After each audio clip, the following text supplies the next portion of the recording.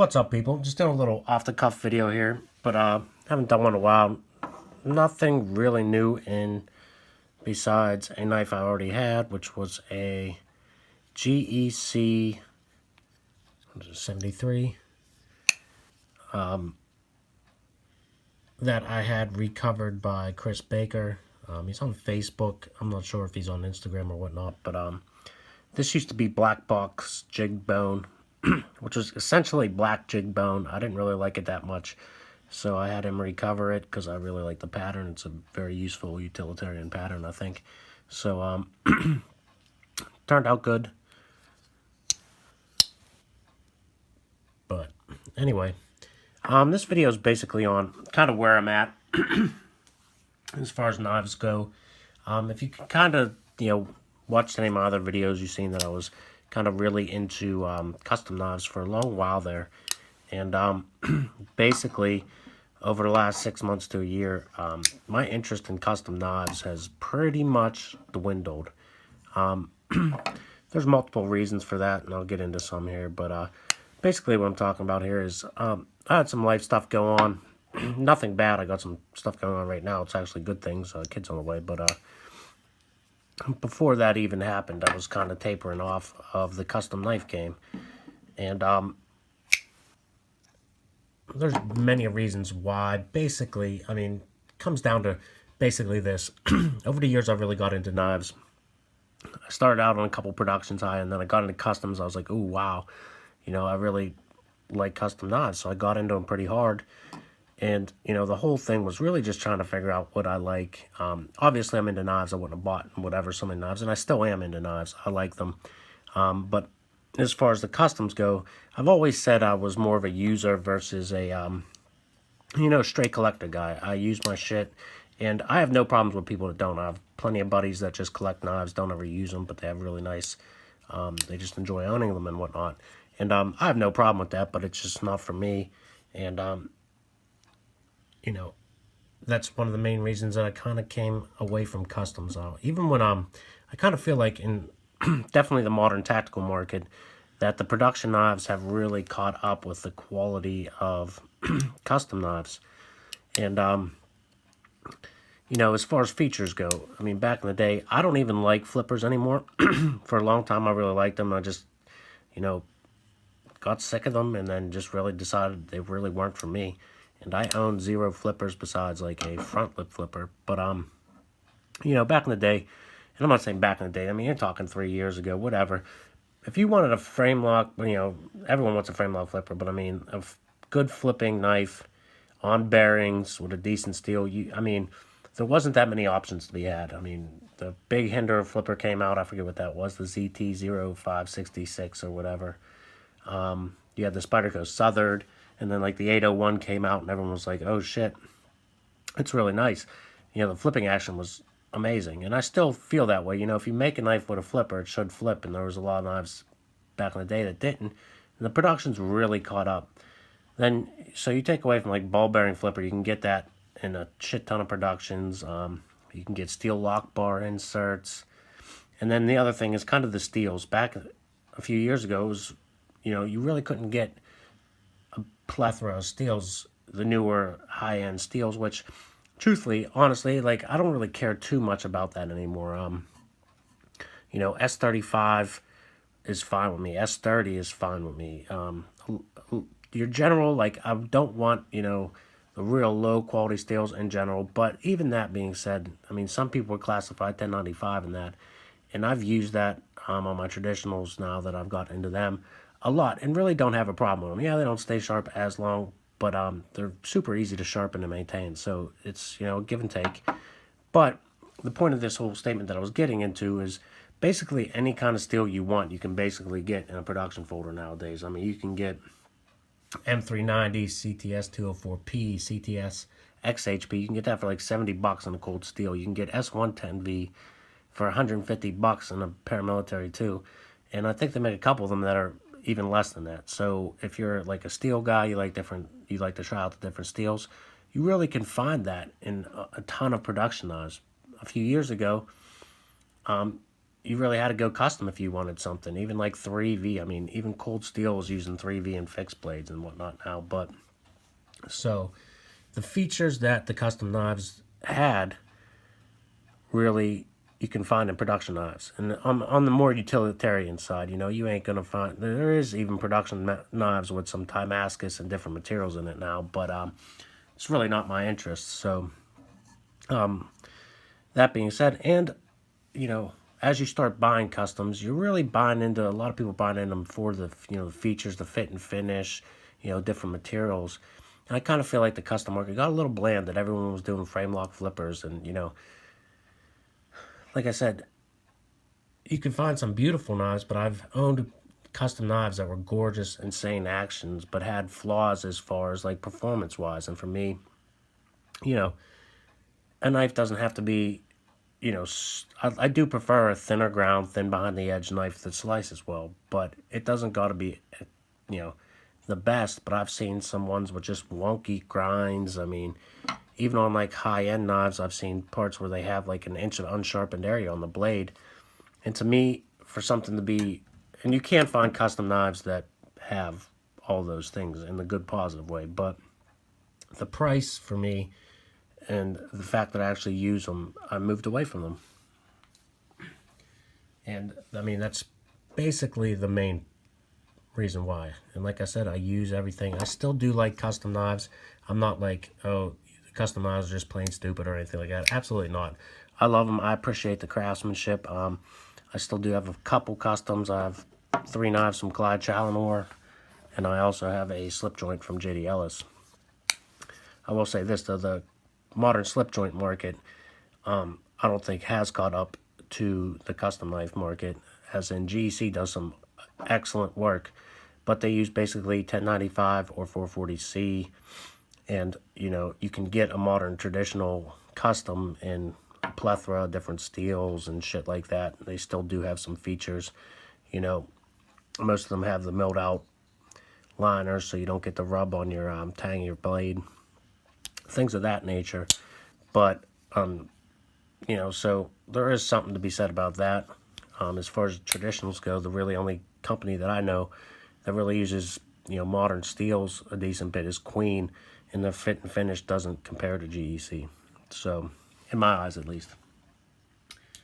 So that's, like I said, those are the main basic reasons. And the other reason is there was a bunch of bullshit going on. I just had too many bad experiences with ordering customs, trying to get a custom, blah blah blah. And it's a weird market to where, like, if you complain at all, you get bashed, instead of like, hey, this guy's a year and a half late.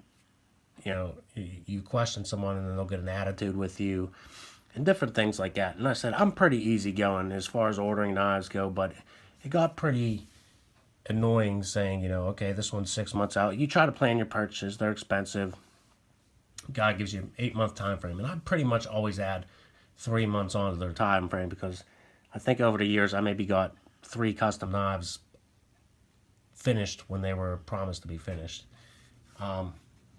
And most of the time they're late, which a couple months isn't a big deal. I understand life happens or whatever, but I mean, really, I'm still on the books for a couple makers that they gave me like a year time frame. It's been 3 years for the one, and the other guy said 10 months. It's been about 2 years. So I don't even know if I'm still on the books or whatever, and that's kind of the point. Like, a lot of makers have a hard time managing their books and just do a pretty pitiful job at it. Not all. Like I said, I still own custom knives. I still have made friendship with custom knives. I'll probably get 1 or 2 more custom knives over the next couple of years, and they'll be from Clyde Challenor and JD Ellis. Just from, they're good, honest guys. They're pretty much, their time frames are pretty accurate, and they treat you with respect, and like they appreciate your business, not the opposite way around. And like I said, over the years, that's got really old, and people, and if you ever do bitch about it, some fanboy's calling you an asshole, or you have no idea what you're talking about. You need to wait. It'd be an honor to get this knife and all this shit. Well, see, that's where me and apparently a lot of people disagree. Oh, these guys are hardworking guys. I I agree. I appreciate their craftsmanship and whatnot, but you're providing a product.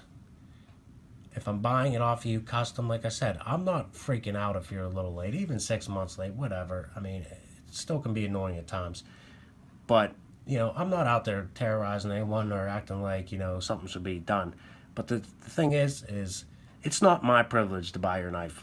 I'm sorry. You're not, a knife maker isn't any better than me. I go to work, I work at least 40 hours a week, all the time, all year round. I got a job that's semi-dangerous.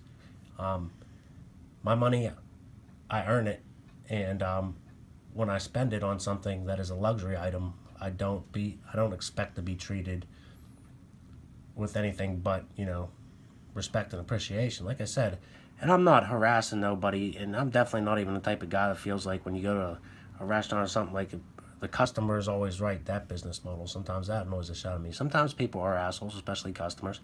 But the main point is, for me, is I don't treat any of these guys. I never talk down to them. I never talk to them like they owe me something or anything like that. I just talk to them like normal anywhere else I'm doing business with. I'm giving you my hard-earned money. I expect to be appreciated, because nobody needs a custom knife. People might want them, but nobody really needs one. They're luxury items. So, and in the last couple of years, there's so many knife makers that came out of the woodwork that, the market it got to a point where that's another reason, the market was crazy, especially the secondary market. Then knife makers started raising their prices, in which, if anyone's going to make the money, it should be the knife maker. But, I'm not paying $2K for a titanium frame lock. I don't care. I don't need a $2,000 titanium frame lock. The materials, back a long time ago, or not even a long time ago, still to the day, you can buy an art knife that has like gold and silver in it, and you can get it for $2,000. And someone's selling me a piece of titanium with a piece of steel in it. Granted, yeah, they might have a lot of work into it, but when they're pumping out that many knives, I don't know. And a lot of this is generalization. Some people were disagreeing with me, and like I said, the market just got frustrating. And then, and the whole time frame thing is what bothered me. And like, I have a buddy who still collects custom knives. Is he'll be on the books, wait, and guy will tell him, okay, yeah, it's on the bench, so he thinks he's about to get his knife. So in the meantime, that turns into, it was on his bench for 4 more months. Well, why would you tell someone it's on his bench if it's not on there? It's not close to be ready. Why do you tell people that? Because in the interim, he's a custom knife collector. He wanted to pick something else up. He didn't have the money for both at the time. He had the money for the knife that was ready, but if he knew the knife was going to be 5 months late, he could have got both. So, and custom knives, can be difficult to get. So when you see something, you miss it, it can be annoying. But I mean, that's life with anything. But it's just the point where nobody's really accurate. There's some weird clicky shit that going on, like the people just, the ultimate fanboy thing. It's just weird. Like, I don't know, it's like a bunch of high school girls. There's this clique. If you're not in this clique, you're not the cool one or something. And I'm like, these are grown ass men, and it just, baffles me why anyone would act like that. And it can be ridiculous. So that's basically the bad side, and it's a very general rant. And like, some of the other things that also disappoint me, well, not disappoint me, that kind of made me move away from it is, my dog's going nuts over nothing in the background, but is the fact that, custom knives, I appreciate the more handmade side of it. When a guy's machining knives, it's basically more or less like a small batch production knife to me. Now, if they're customizing it extremely, you can get whatever you want, it's same knife, whatever you want. Okay, it's custom. But the whole machine-made thing, and a lot of people moving towards more modern machinery, to me, they can pump out more knives, but you're still paying the same price as when they didn't use them. And it didn't add up to me. And like I said, as far as buying into a knife, and you want to call them a craftsman and what this, I appreciate the hand work, because, a Sabenza is pretty much damn near as good as any custom, fit and finish wise. I mean, the Sabenza beats out a lot of customs, fit and finish wise, just the tolerances and whatever.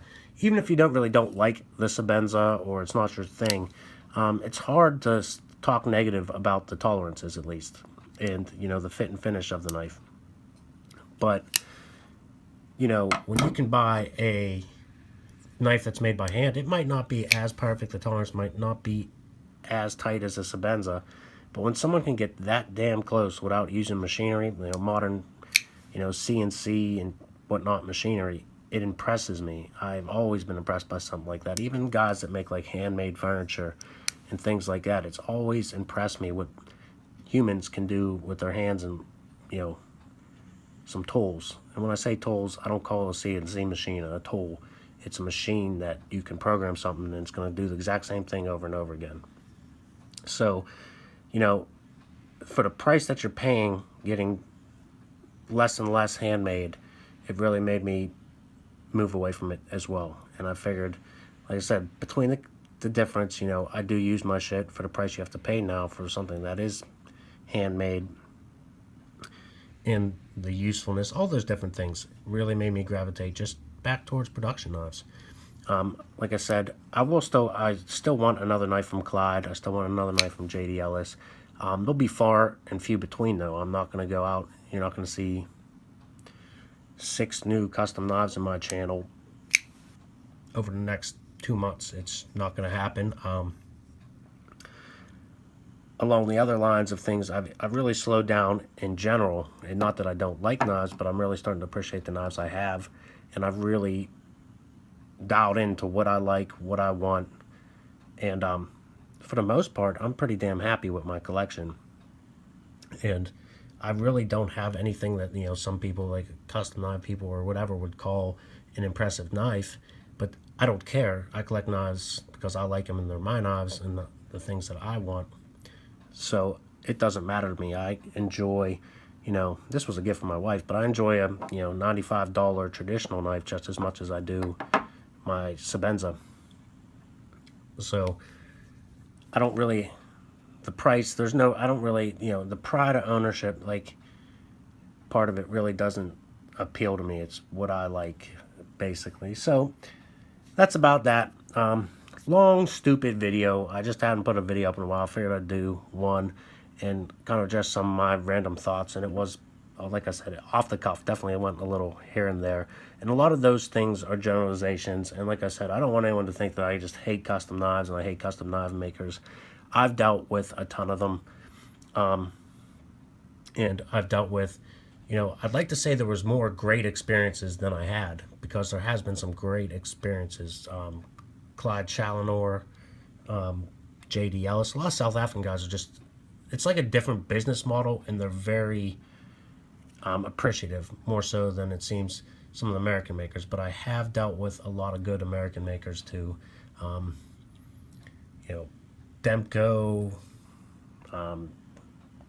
Rick Barrett was a pleasure to deal with, Dave Curtis, and that's the one thing I did miss out on, is the secondary part of when you do use knives and you need, you know, a repair, or there might be something wrong with your knife, the customer service you get back, to me, is essential. And I've had knives that needed quick fix out with a custom maker for 8 months because they couldn't find the time to fix, seriously, something that needed to be probably like a 15-minute job for them. In 8 months, they couldn't come up with that time to get my knife back to me. And it's kind of like a gamble. But on the same side, Rick Barrett, who the knife had a lock fail issue, literally fixed my knife in a day and a half. I mean, it was like 5 days. I sent the knife out, it shipped. He had it for a day and a half, shipped it that day, and I like within 5 or 6 days total, my knife was back to me perfect. So, but another little side rant there. Sorry, I'm jumbled. But really, there are some great people, great makers. I still like custom knives. I, you know, still go enjoy checking out my buddies and shit like that. They're not so much for me. Like I said, I might have 1 or 2 in the next year or two come that I do pick up, but very few and far between they're going to be. But they still are cool. There's still a lot of great makers, but just kind of some of the reasons why I backed out of it a lot. Anyway, long stupid rant video. I'm out.